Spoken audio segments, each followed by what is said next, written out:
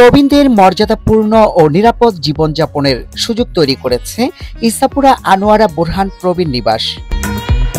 গেল মাসের বুধবার ২৯ অক্টোবর ইসাপুরা আনোয়ারা বোরহান প্রবীণ নিবাস উদ্বোধন হয়। সোমবার ১০ নভেম্বর দুপুরে প্রতিষ্ঠানটি পরিদর্শনে আসেন সিরাজদিখান উপজেলা নির্বাহী কর্মকর্তা শাহিন আক্তার। এ সময় তিনি বিভিন্ন কক্ষ ঘুরে দেখেন এবং সেখানে অবস্থানরত সেবা গ্রহীতাদের সাথে কথা বলেন, তাদের খোঁজ খবর নেন।